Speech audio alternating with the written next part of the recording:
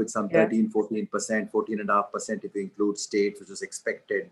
There is clearly a very positive story on tax collection. And there is a lot of clarity about how they're going to also further monetize the deficit by selling the assets. The number has not been put, but privatization target, of course, is 1.75 lakh crore, out of which LIC itself will provide 1 lakh crore or so.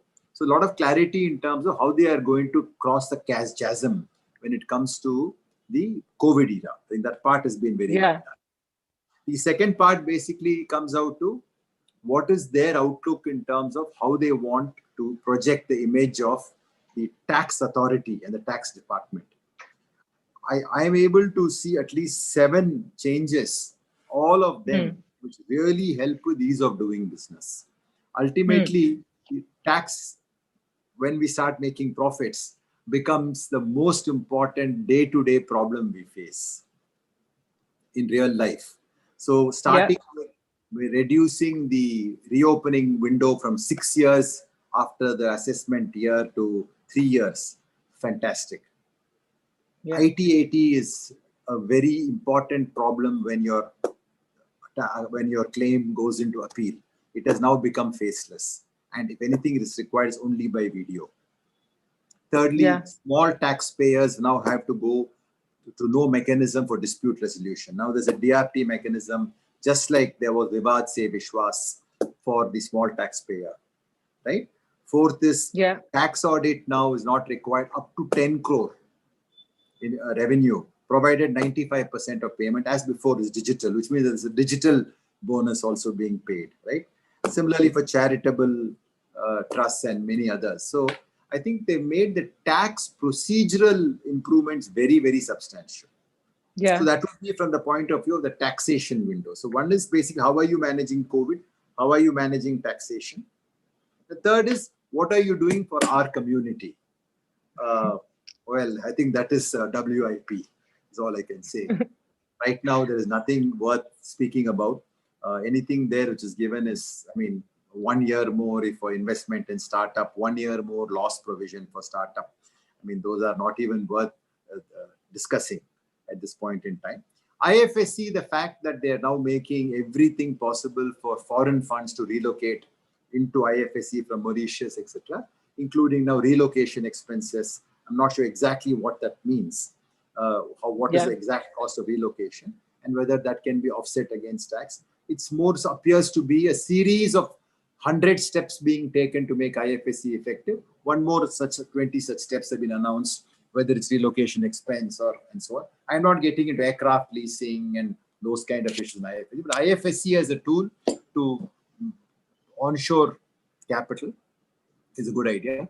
Along with it, there's a draft proposal circulating, as you could see, for SEBI's AIF regime to come under the SCRA rule, which means that a security contract rule is a very arcane subject, but it is very important because the fact is whether an AIF unit is actually a security or not. There are many points in law which either are silent or on this matter. Now all that is behind us, and the fact that SEBI's pooling vehicles also come under SCRA and nobody can start a AIF-like activity without SEBI approval. Those are arcane things. So, but must be seen together that fundamentally the system is becoming more organized. So, in short, COVID budget, very, very good. As far as the way they're managing this deficits, the way they're monetizing the assets is very good. 35% more for infrastructure. So, a lot of recovery from COVID because infra is the way to recover from COVID. In taxation, lots of procedural welcome changes for small businesses, especially. Very, very welcome changes, I would say. Very important. I think the 6 years to 3 years is a extraordinarily important statement because reopening assessment is the biggest harassment issue. So a lot of reduction of tax terrorism, to use a very popular expression. As far as our startup and VCP community, I would say, there's a Sanskrit word called titiksha. It means patience. It doesn't mean ordinary. It means enjoying the sweetness of patience. So I would say titiksha rakho. Gopal, thank you. And you are saying it very smilingly, but I have to ask you this question, that you are working very closely with SEBI and the government to, to make sure two, three things we discussed last time, right? The listing norms for startups. So there is exit liquidity and all on domestic capital. Just quickly, your views. Of course, it was not announced today. Of course, we didn't hear many things today, but one or two things that would be your key ask. And hopefully we'll see it during the course of the year.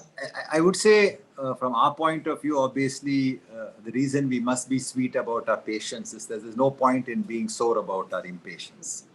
It's not going to give us any positive progress. Did we have high expectations? I would say we had the highest of expectations, because the amount of interactions the government has shown, the amount of time they've taken with us at IVCA and at individual levels, creating the National Startup Advisory Council, which both you and I are members, all have given rise to our expectations that this very important strategic aspect of the economic infrastructure with startups and VC and PE will be given the due attention. So from that point of view, let us be patient. What did we expect? I would say only three things stood out for me at least. First is that capital gains tax is half the rate on listed securities as it is for private capital. It never makes any sense, right? I mean, we know that we should be well. In other words, you take risk, we'll tax you double. You take less risk, we'll tax you half.